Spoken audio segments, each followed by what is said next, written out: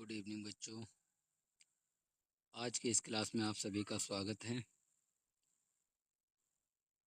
हमारे इस YouTube channel मोहित chemistry में आज 12th क्लास के इलेक्ट्रोकेमिस्ट्री चैप्टर से यूनिट नंबर 2 जो है उससे कुछ क्वेश्चन आज करने वाले हैं। कल क्वेश्चन हमने कुछ कर लिए थे, बचे हुए कुछ क्वेश्चनों को आज हम लोग हैं। तो आइए हम लोग स्टार्ट करते हैं इस क्लास को।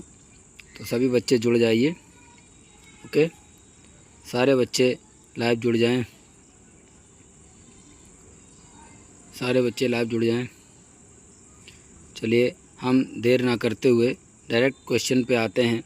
ठीक है बच्चों, चलिए शुरुआत करते हैं। स्वागत है भाई सभी का स्वागत है बच्चों। हम लोग यहाँ तक पढ़ लिए थे क्वेश्चन को, शायद क्वेश्चन नंबर 20 तक, ठीक है ना, क्वेश्चन नंबर 20 तक। चलिए ठीक है बच्चों, ध्यान दीजिएगा। अगला जो क्वेश्चन है 21 से, ठीक है ना, इलेक्ट्रोकेमिस्ट्री चैप्टर है, यूनिट नंबर 2 है। ठीक है, मैं फिर बता देना चाहता हूँ, यूनिट नंबर 2 इलेक्ट्रोकेमिस्ट्री, उसी से हम लोग क्वेश्चन को कर रहे हैं। चलिए क्वेश्चन नंबर 21 है, कह रहा है किसी इलेक्ट्रोड के E0 OP तथा E0 RP में क्या संबंध होता है। वी नो दैट, हम लोग सब जानते हैं।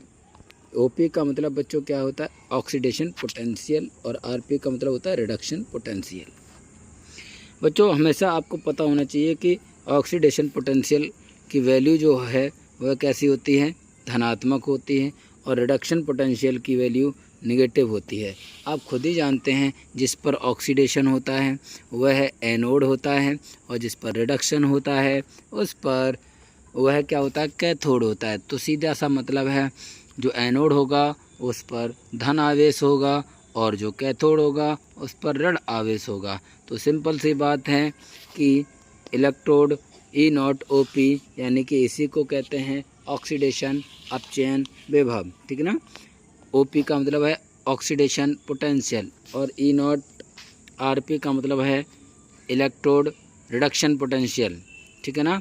तो ध्यान देंगे, इन दोनों में संबंध होता है E0 OP बराबर E0 RP। बट होता क्या है कि E0 RP जो होता है वह नेगेटिव होता है। मैंने अभी बोला कि OP ऑक्सीडेशन पोटेंशियल जिस पर होता है इलेक्ट्रोड पर वह एनोड होता है, और जिस पर रिडक्शन पोटेंशियल होता है, ठीक है ना, वह कैसा होता है, वह है कैथोड होता है। कैथोड हमेशा नेगेटिव होता है। ओके, तो दोनों में संबंध है बच्चों।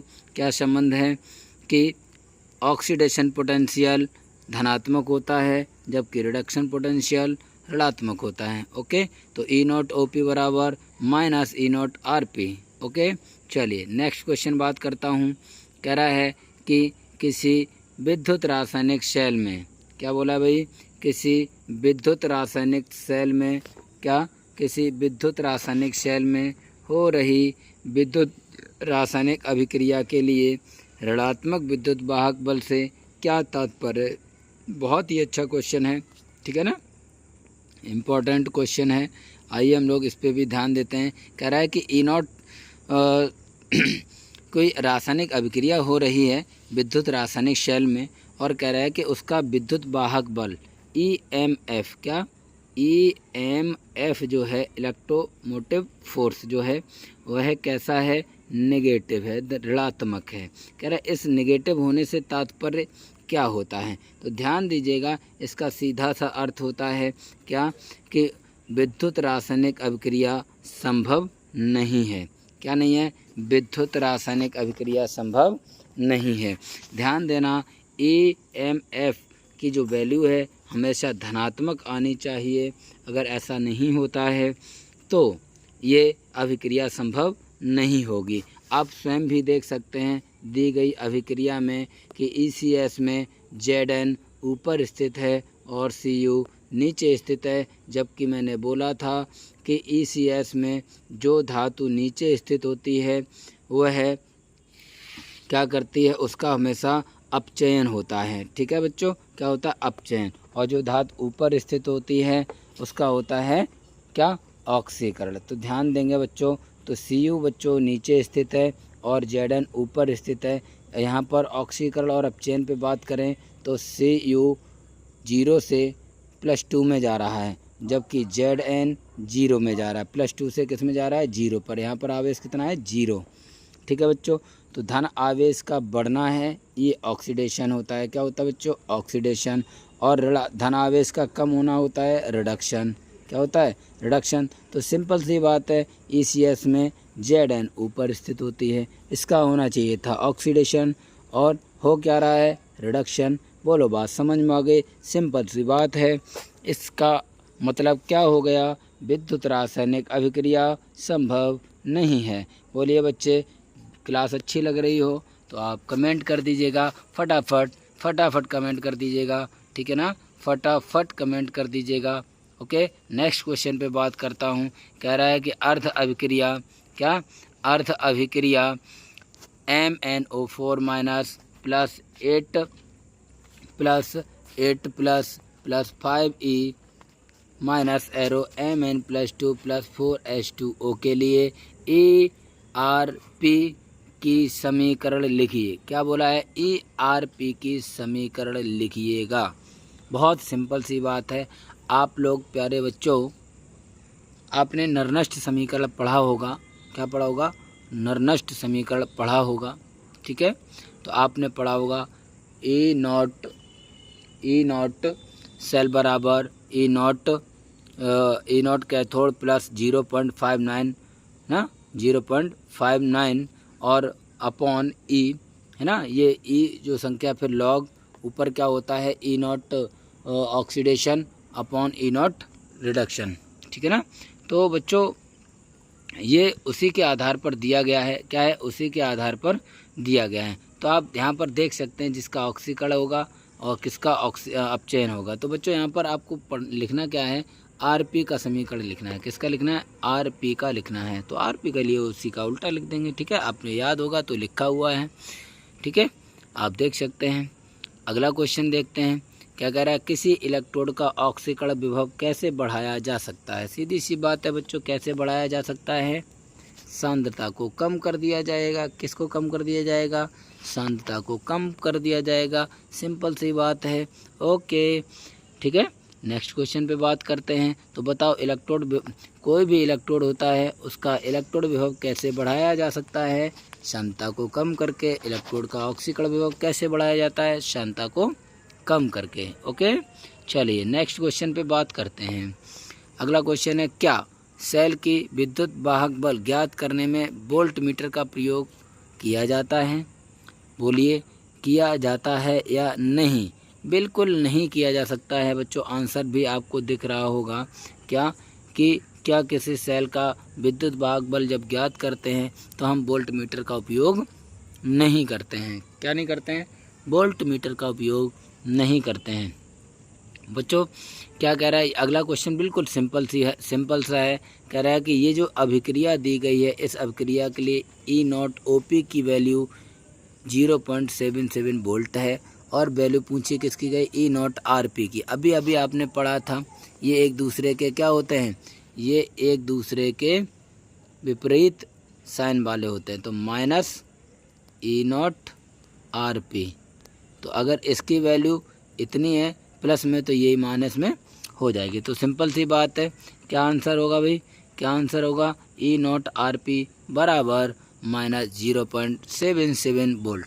बोलो बच्चों, क्लास में मज़ा आ रहा हो? आप लोग सभी कॉपी और पेन लेके बैठे रहें और क्वेश्चन को नोट करते चलें, आंसर भी नोट करते चलें। ओके, आपका अच्छा खासा रिवीजन होने वाला है। यूपी बोर्ड में जितने भी क्वेश्चन इससे आने वाले हैं, पॉसिबल हो सकते हैं, उससे मैं यहाँ पर सॉल्व कराता रहूँगा। कोई डाउट है आप हमसे सामने आकर भी बात कर सकते हैं। ओके, चलिए नेक्स्ट क्वेश्चन पे बात करते हैं। ओके, 26 के बाद नेक्स्ट क्वेश्चन 27। वेरी गुड, बहुत अच्छा है, बहुत ही अच्छा प्रश्न है, ठीक है। ये बच्चों एक गैल्वेनिक सेल को रिप्रेजेंट किया गया है। किसको रिप्रेजेंट किया गया है? गैल्वेनिक सेल को।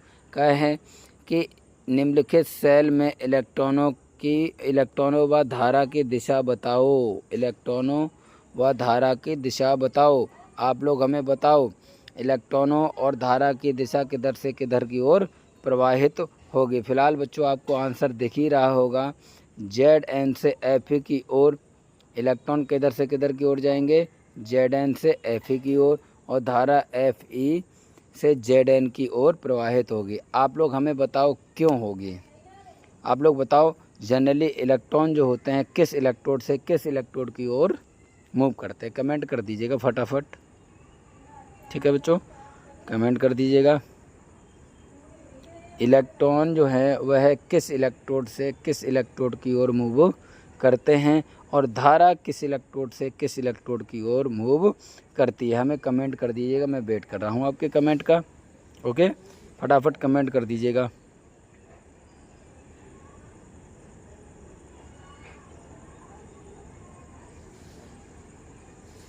ठीक है बच्चों, करिएगा, फटाफट कमेंट करिएगा। स्वागत है सभी बच्चों का, सभी बच्चे कमेंट कर दीजिएगा। ओके, हाँ देखिए बच्चों, सिंपल सी बात है, मैंने आपको गैल्वेनिक शेल में पढ़ाया था। इलेक्ट्रॉन जो होते हैं वह एनोड से कैथोड की ओर प्रवाहित होते हैं। किधर से किधर की ओर, एनोड से कैथोड की ओर, और धारा जो होती है वह कैथोड से एनोड की ओर प्रवाहित होती है। तो अभी आप जानते हैं ECS में Zn कहाँ पर स्थित है, ऊपर। आप लोग जानते हैं, मैंने एक ट्रिक पढ़ाई थी, लिथियम के बाबा सरदार काका नाना मांगे पानी आलू में, मैंने जिंदा बोले तो Zn, जिंदा को फ्राई कर दिया, फ्राई बोले तो Fe।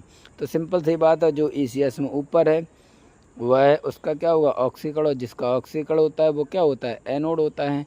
ठीक है, और ये नीचे है, इसका क्या होगा, रिडक्शन, और जिसका रिडक्शन होगा वह क्या होगा, कैथोड होगा। क्या होगा बच्चों, कैथोड होगा। सिंपल सी बात है।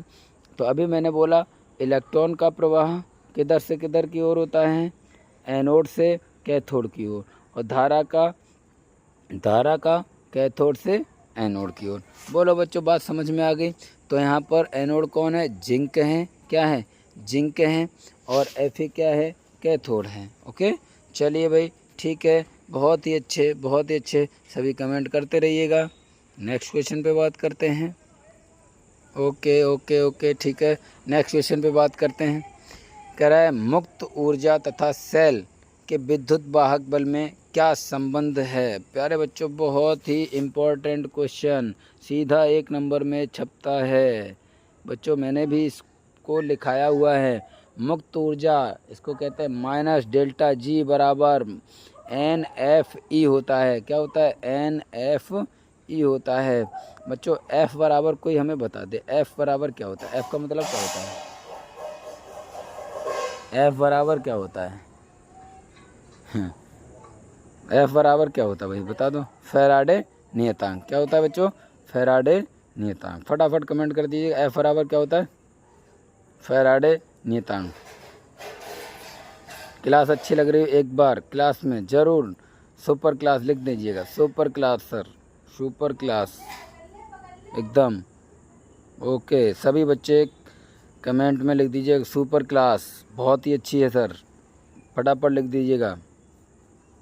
ओके, चलो मैं एक क्वेश्चन दे रहा हूँ, बताओ फैराडे नियतांक जो होता है F की वैल्यू क्या होती है। सभी लोग क्वेश्चन मार्क में लगा दे रहा हूँ, सभी लोग वैल्यू को कमेंट करें। एग्जैक्ट वैल्यू हमें बतानी है, क्या एग्जैक्ट वैल्यू, ठीक है, एग्जैक्ट वैल्यू बताओ हमें। कल मैंने बताया था एग्जैक्ट वैल्यू को, ओके, सॉल्व भी किया था। 1 मोल इलेक्ट्रॉन पर आवेश कितना होता है, याद होगा आपको, ध्यान दीजिएगा, बहुत अच्छे क्वेश्चन हैं। चलो कमेंट कर दीजिएगा फटाफट। ओके, फटाफट कमेंट कर दीजिएगा। ओके, चलिए मैं आगे क्वेश्चन करता हूँ। कह रहा है द्रव संधि विभव यानी कि लिक्विड जंक्शन पोटेंशियल को दूर करने के लिए किस विद्युत अपघट्य का प्रयोग किया जाता है। आप लोग, सिंपल सी बात है, जब हम साल्ट ब्रिज का उपयोग करते हैं तो ध्यान दीजिएगा, जिसके धनायन व ऋणायन के विद्युत क्षेत्र में चाल बराबर हो, जैसे KCl मैंने बोला था, ऐसा आप विद्युत अपघट्य यूज करते हैं जिसकी चाल बराबर हो। जैसे गैल्वेनिक शेल में मैंने कहा ये 2, एक एनोड होगा एक कैथोड होगा, और यहाँ लगा होगा क्या बताइए, साल्ट ब्रिज। और बच्चों यहाँ पर अगर KCl रखा है, क्या रखा है, KCl इसके बीच में, अगर इसे ऋण आवेश की ज़रूरत है तो ऋणायन इधर आएंगे, धन आवेश की ज़रूरत है तो क्या होगा के प्लस इधर आएंगे। लेकिन ये दोनों अगर एक समान गति से नहीं गए विलयन में तो के अगर जल्दी पहुंच गया और ये बाद में गया तो इनकी क्या हो जाएगा, इनकी सांता में परिवर्तन आ जाएगा बच्चों। ठीक है ना, ठीक है, विद्युत उदासीनता गड़बड़ हो जाएगी इनकी। ठीक है, चलिए भाई, तो बराबर बराबर स्थितियों पर जाने चाहिए। इधर भी अगर सीएल जा रहा है तो के भी इतनी स्पीड से इधर भी जाना चाहिए। ओके, चलिए नेक्स्ट क्वेश्चन, बहुत ही अच्छा क्वेश्चन था, सुपर लिख दीजिएगा सर, सुपर कमेंट में फटाफट लिख दीजिएगा सुपर सर, कमेंट में सुपर सर लिख दीजिएगा फटाफट। चलिए नेक्स्ट क्वेश्चन करते हैं। कह रहा है किसी विद्युत रासायनिक अभिक्रिया के होने पर मुक्त ऊर्जा पर क्या प्रभाव पड़ता है या क्या प्रभाव होता है, क्या होता है बच्चों, फटाफट कमेंट कर दीजिएगा। मज़ा आ गया भाई आज की क्लास में, है ना, फटाफट कर दीजिएगा। भाई साहब आप सभी का यूपी बोर्ड का पेपर खुद कहेगा कि बताओ क्वेश्चन हम कहाँ से आए। ठीक है बच्चे, क्वेश्चन खुद बोलेगा कि अब हमारे बस की नहीं है। इस बच्चे ने तो बहुत कुछ पढ़ा है, बहुत कुछ पढ़ा है। फटाफट क्वेश्चन बस करते रहिए, मेरे साथ जुड़े रहिएगा, मेरे साथ बस जुड़े रहिएगा, धमाकेदार क्वेश्चन लेके आऊँगा। ठीक है, अभी तक बच्चों बहुत प्रॉब्लम चल रही थी। ठीक है, क्या प्रॉब्लम थी, वॉइस प्रॉब्लम आ जाती थी, कनेक्टिविटी प्रॉब्लम होती थी, बहुत ही झंझट हो जाती थी। कोई बात नहीं, हमारे पास तरीका है, कुछ ना कुछ निकाल ही लेते हैं। चलिए भाई आगे बात करते हैं। तो बच्चों प्रभाव क्या पड़ेगा बच्चों, प्रभाव पड़ता है घट जाती है। ओके, क्या हो जाती है, घट जाती है। चलिए नेक्स्ट क्वेश्चन पे बात करते हैं। यदि किसी अभिक्रिया का साम्य स्थिरांक 1 हो तो उसके लिए मानक मुक्त ऊर्जा का मान क्या होगा, बताइए भाई क्या होगा, क्या होगा भाई, क्या होगा।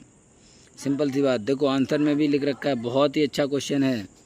इस तरह के क्वेश्चन फ़िलहाल आपके एग्ज़ाम में नहीं आते हैं लेकिन आपके लिए काम के हैं।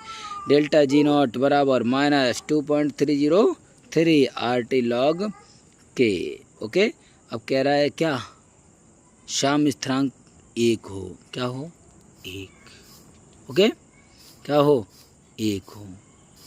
ओके, तो डेल्टा जी बराबर कैसा हो जाएगा, 0 हो जाएगा। क्या हो जाएगा, 0 हो जाएगा। क्या, 0, क्या हो जाएगा, 0। ठीक है, क्या हो जाएगा, 0। ओके, अगला क्वेश्चन बात करते हैं। क्या है, सेल के विद्युत वाहक बल तथा साम्य स्थिरांक में क्या संबंध होता है। बच्चों ये क्वेश्चन थोड़ा अच्छा है, ये फार्मूला आप नोट कर लेना।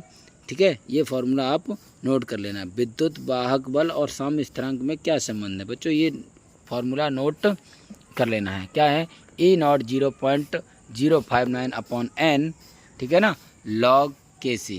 ठीक है ना, अभी भी ऊपर पढ़ा था जहाँ मैंने इलेक्ट्रॉन बोला था, बटे में इलेक्ट्रॉन, वो इलेक्ट्रॉन ना होकर n बोलते हैं, वहाँ पर हमने इलेक्ट्रॉन बोल दिया था। कोई बात नहीं, वो सिंपल सी बात होती है, लिखा इलेक्ट्रॉनों को ही जाता ना। चलिए, तो इस क्वेश्चन का आंसर को आप नोट कर लेंगे।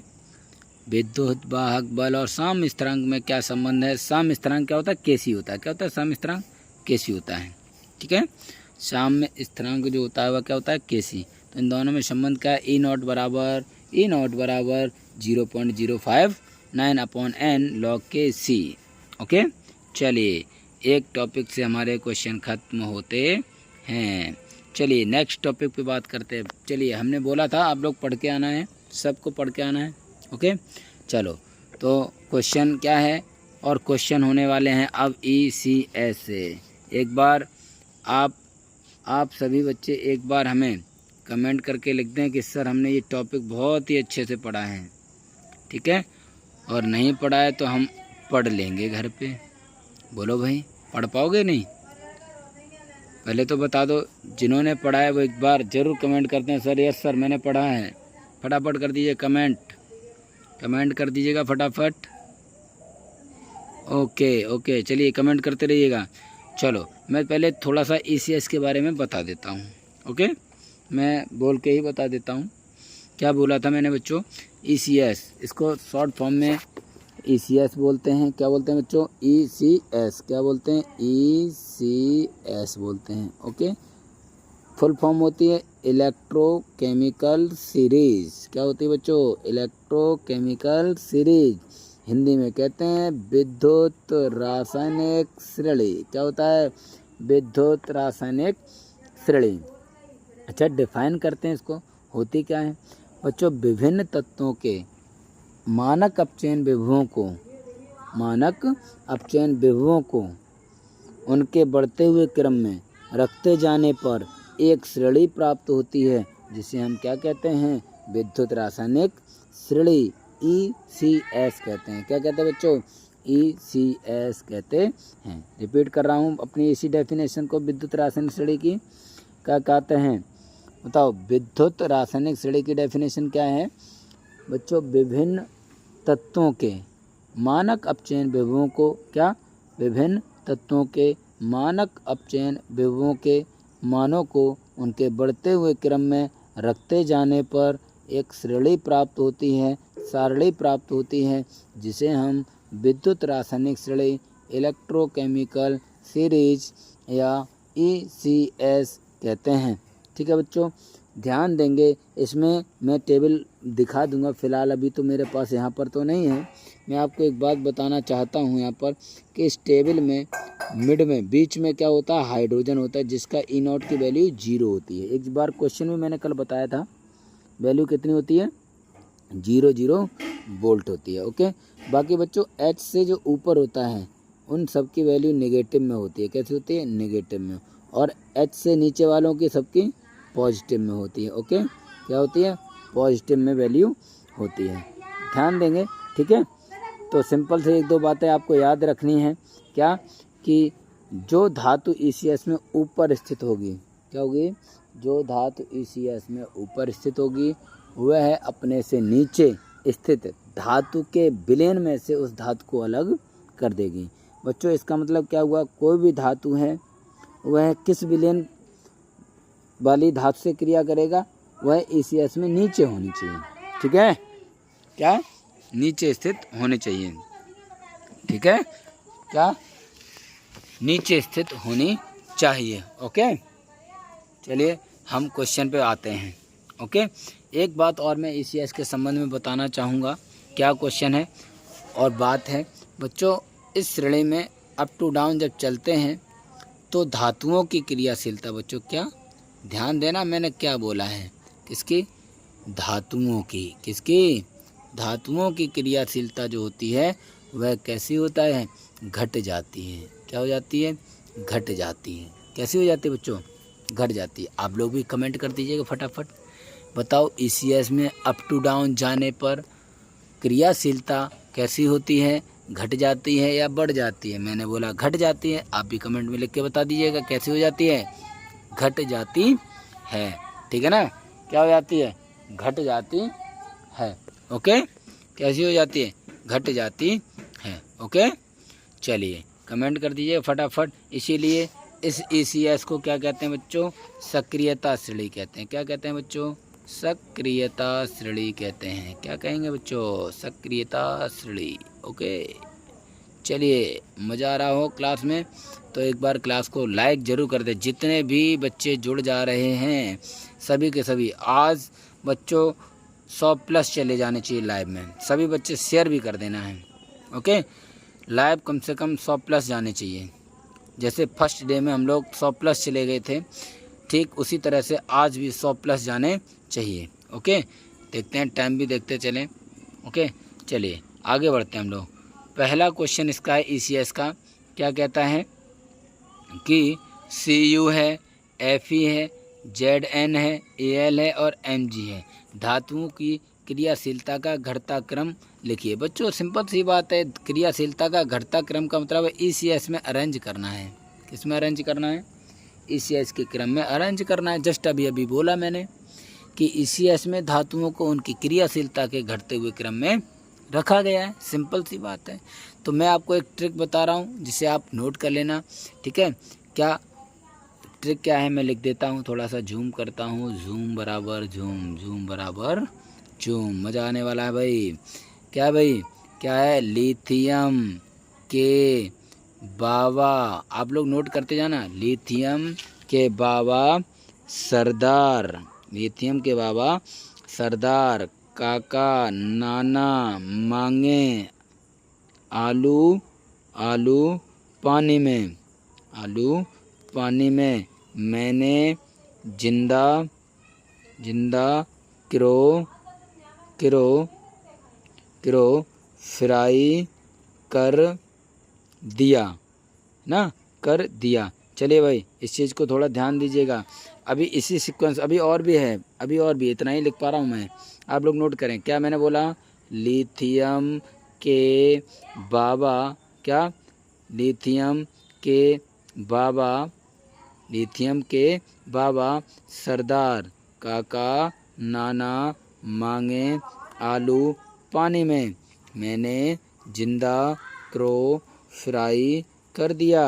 ठीक है बच्चों, चलिए नोट कर लिया होगा। आगे इसके और आगे भी है। क्या? मैंने जिंदा क्रो फ्राई कर दिया। कोई नहीं सुना प्रभु हाइड्रोजन की। बच्चों H2 आ जाता है, इसे आप हाईलाइट कर लेंगे। ठीक है, इसके जस्ट नीचे आते हैं। कोई नहीं सुना प्रभु हाइड्रोजन की। कुत्ता इडियट कहा मरकरी को, मरकरी बोले तो Hg, मरकरी को। और तो और बार बार, बार बार पीटा भी कल आंटी ने, आंटी बोले तो AU, आंटी ने फिर से।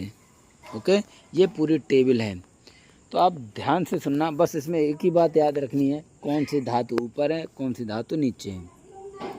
और जिससे भी किसी भी धातु की क्रिया होती है तो किसी न किसी विलेन वाले से ही होती होगी। तो विलेन वाली धातु हमेशा दूसरी वाली धातु से ECS में नीचे स्थित होनी चाहिए। अगर ऐसा नहीं है so is not possible. Okay, चलिए आगे पढ़ते हैं। क्या मैंने पढ़ा? कोई नहीं सुना प्रभु हाइड्रोजन की। कुत्ता इडियट कहा मरकरी को। और तो और बार बार पीटा भी कल आंटी ने फिर से।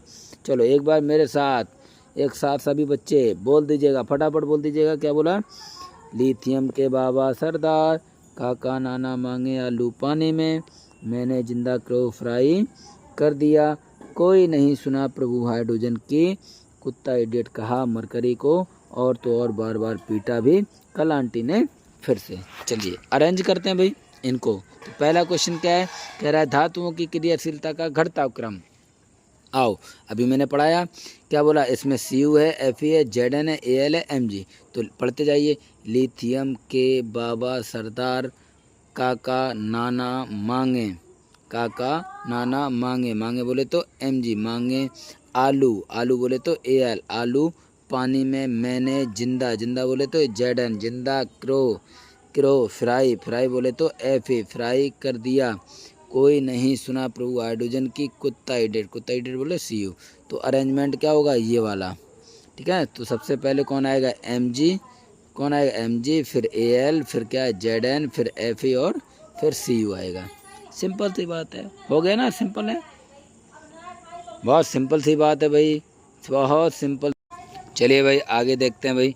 क्वेश्चन नंबर नेक्स्ट कह रहा है कि 1 मोल HCl को रखने के लिए, ध्यान सुनना भाई, कह रहा है 1 मोल HCl रखने के लिए Cu अथवा Zn में से किसका आवर्तन उपयुक्त है? सिंपल सी बात, आप लोग बताओ किसका होगा? Cu का या Zn का? बताओ, ध्यान दीजिएगा। HCl क्या? एक अम्ल है। क्या है बच्चों? अम्ल है। क्या है? अम्ल। ध्यान दीजिएगा ECS में जो धातुएं ऊपर स्थित हैं हाइड्रोजन से, किससे? हाइड्रोजन से ऊपर स्थित हैं, वे सभी हाइड्रोजन अम्ल से क्रिया कर लेंगे और H2 को मुक्त कर देंगे। तो सिंपल सी बात है, हाइड्रोजन से नीचे स्थित वाली धातुएं होनी चाहिए। तो हाइड्रोजन से नीचे स्थित वाली कौन कौन सी हैं? कुत्ता इडियट कहा मरकरी को। और तो और बार बार पीटा भी कल आंटी ने फिर से। तो Cu सबसे पहले ही है। H2 के जस्ट नीचे कौन सी है? Cu धातु है। ओके, तो सिंपल सी बात है, किस में रखना उचित होगा? किस में रखना उचित होगा? बताओ भाई, सीधी सी बात है, Cu का वर्तन हमें रखना उचित होगा, उपयुक्त होगा, और Zn का नहीं होगा। Zn क्या कर देगा? HCl से क्रिया कर लेगा और क्या मुक्त करेगा?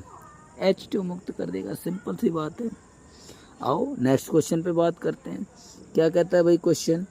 क्वेश्चन कहता है क्या CuSO4 के विलयन में लोहे के CuSO4 के विलयन को लोहे के बर्तन में रखा जा सकता है या नहीं? आप लोग सभी बच्चे क्वेश्चन का आंसर दे दीजिएगा।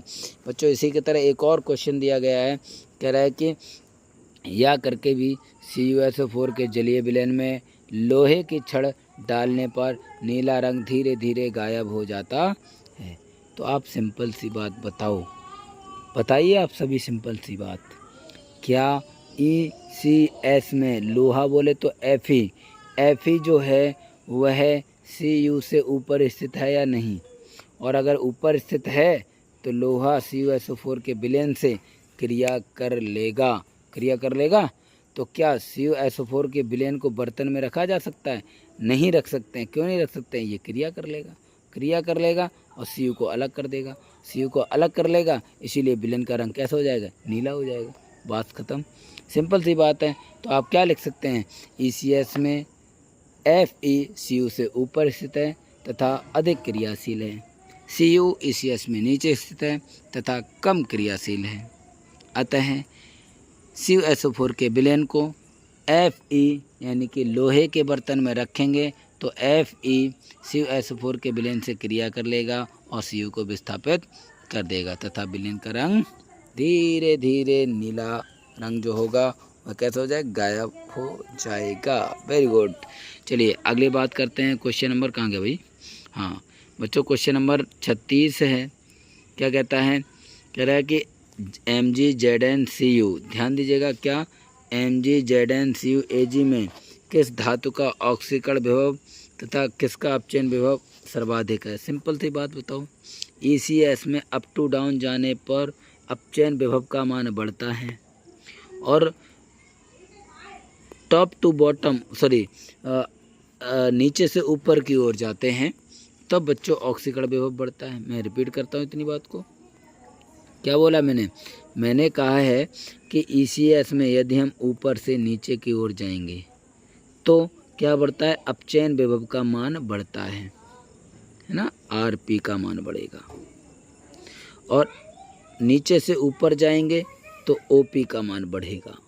इसका मतलब ध्यान दीजिएगा, जो धातु ECS में ऊपर स्थित होगी उसका ऑक्सीडेशन पोटेंशियल सबसे अधिक होगा और जो ECS में सबसे नीचे स्थित होगी उसका रिडक्शन पोटेंशियल ज़्यादा होगा। अब आपको हमें तय करना है कि MgZnCu और Ag में कौन सी धातु है ECS में ऊपर है, कौन सी धातु नीचे है। बस इतनी सी बात याद करनी है। तो पहले पढ़ते हैं। मैंने अभी बोला ट्रिक को, क्या बोला? लिथियम के बाबा सरदार काका नाना मांगे बोले तो Mg, मांगे आलू पानी में मैंने जिंदा क्रो फ्राई कर दिया, जिंदा बोले तो Zn। फिर बच्चों फ्राई कर दिया, कोई नहीं सुना प्रभु हाइड्रोजन की, कुत्ता इडियट, कुत्ता बोले तो Cu, कुत्ता इडियट कहा। उसके बाद तो एक ही बचा है Ag। तो बच्चों बताओ, ये ECS में सबसे नीचे है और Mg ECS में सबसे ऊपर है। सिंपल सी बात है ना। तो बताओ पूछा क्या गया है? कह रहा है कि ऑक्सीकरण विभव किस धातु का ज़्यादा है और किस धातु का अपचयन विभव ज़्यादा है।